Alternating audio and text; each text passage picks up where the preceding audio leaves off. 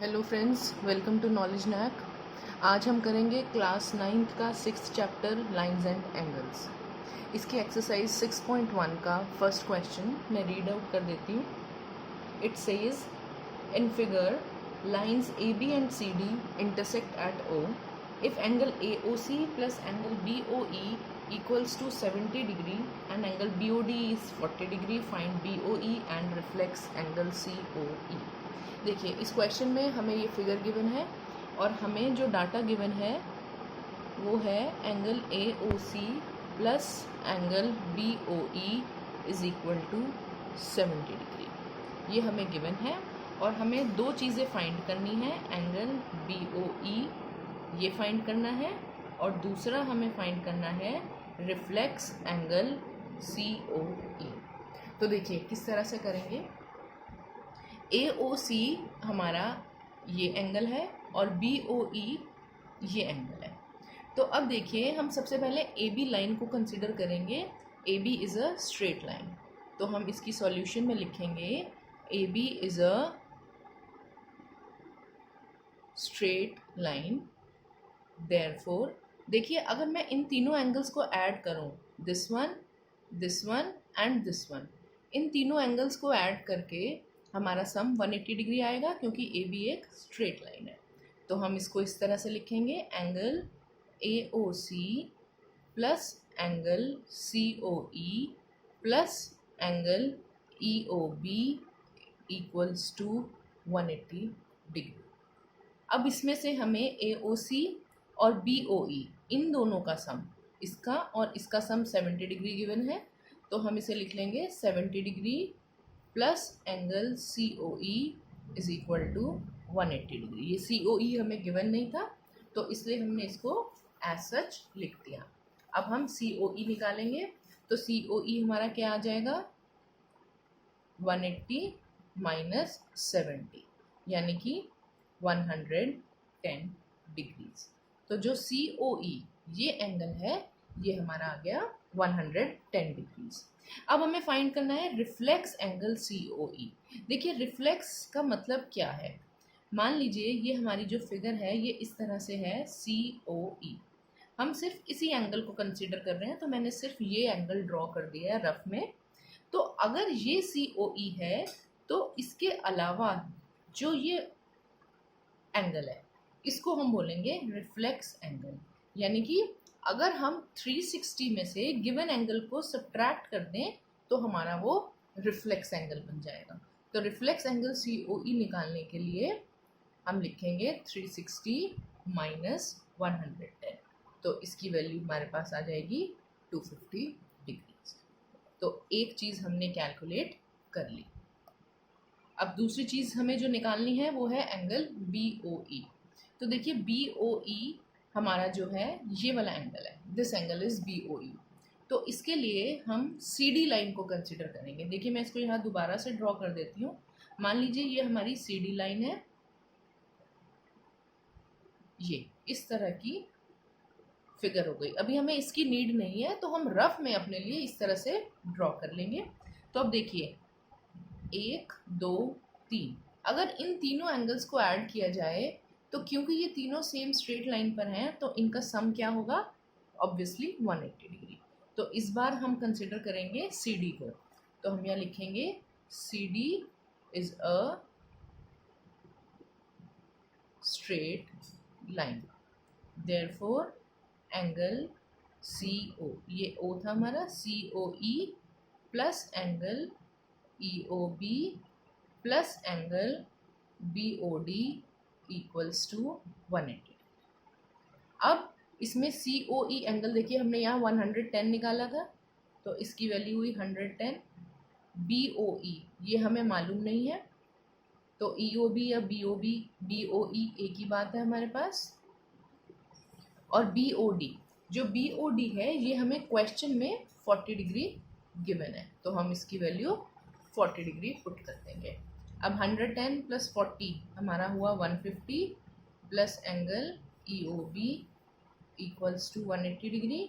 तो angle EOB हमारा हुआ 180 माइनस 150 यानी कि 30 डिग्री। तो ये हमने EOB बोले, या हम इसको बोल सकते हैं एंगल BOE, वो that is one and the same thing, और angle BOE is equal to 30। तो ये दो हमारे आंसर हो गए। ये reflex angle, sorry not this one, 250, reflex angle COE हुआ 250 और एंगल BOE हुआ हमारा 30। So this was question number 1। अब हम मूव करेंगे क्वेश्चन नंबर 2 की तरफ। Second question says in figure lines XY and MN intersect at O if angle POY is 90 and A ratio B equals to 2:3, find angle C। देखिए हमें इस question में angle POY 90 degree given है। POY is 90 degree. तो इस तरह से हमारे पास एंगल POX कितना आ जाएगा, 180 माइनस 90 यानी कि 90 degree. Because XY is a straight line, तो POY और POX इन दोनों का सम हमारा 180 डिग्री होगा। तो हमने POX को निकाल लिया, 180 माइनस 90 इक्वल टू 90 डिग्री। अब POX अगर हम फिगर में देखें तो ये हमारा A और B के इक्वल है, तो A प्लस B हमारा हो गया 90 डिग्री। अब क्वेश्चन में हमें गिवन है A ratio B is equal to 2:3, ये हमें गिवन है। तो हम क्या करेंगे, देखिए A प्लस B 90 है और A रेशियो B 2:3 है, तो हम लिखेंगे इसे let A is equal to 2x and B is equal to 3x। A 2x ले लिया, B 3x ले लिया। अब A प्लस B 90 था, तो हमारा 2x प्लस 3x 90 डिग्री हो गया। A की जगह हमने पुट करा 2x, B की जगह करा हमने 3x और इक्वल टू 90। तो हमारा आ गया 5x is equal to 90 degree और x की वैल्यू हमारी आ गई 90/5 यानी कि 18 डिग्री। ये x की वैल्यू आ गई। तो अब हम a की वैल्यू दोबारा से निकालेंगे। देखिए a था हमारा 2x, तो ये हमारा हुआ 2 इंटू 18 यानी कि 36 डिग्री। अब हम b की वैल्यू निकाल लेंगे। b कितना था हमारा 3x, यानी कि ये हुआ 3 इंटू 18 54 डिग्री। तो ये a और b की वैल्यू आ गई।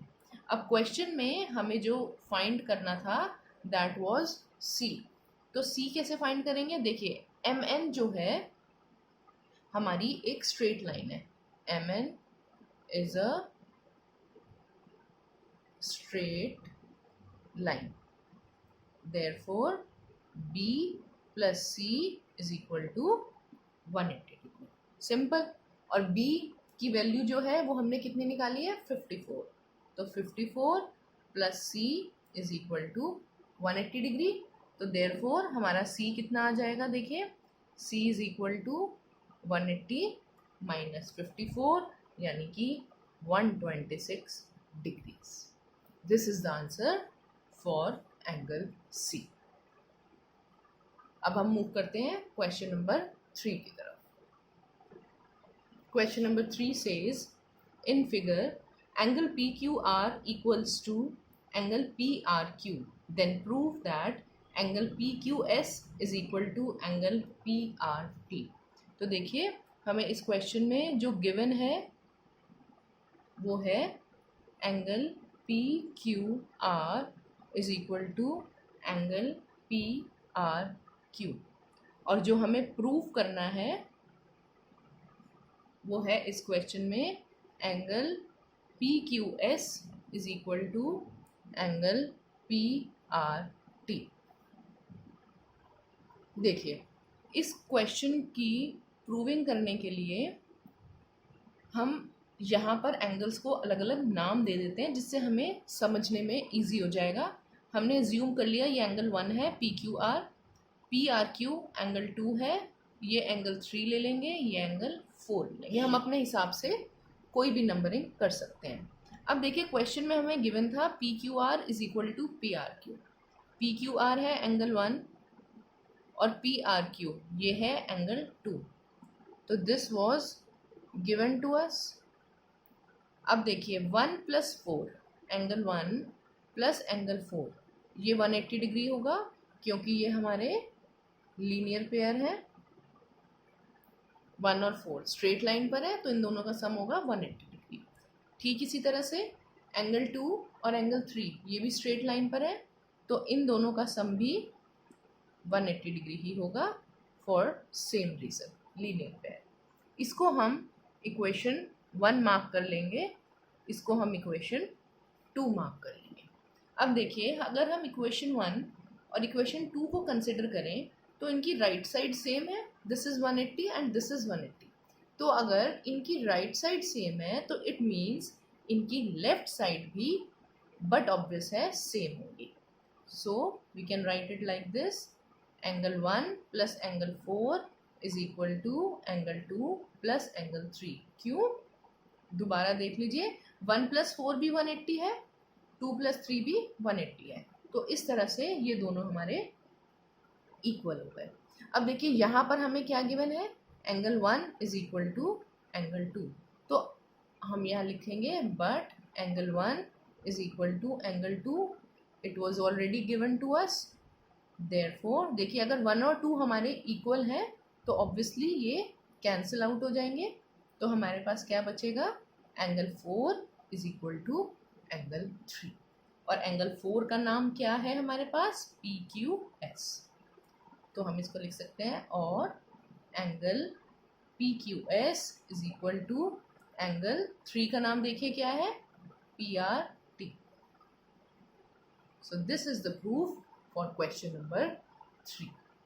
तो स्टूडेंट्स अगर आपको मेरा कंटेंट पसंद आ रहा है तो प्लीज़ आप मेरे चैनल को ज़रूर लाइक, सब्सक्राइब और शेयर करें। Thank you so much.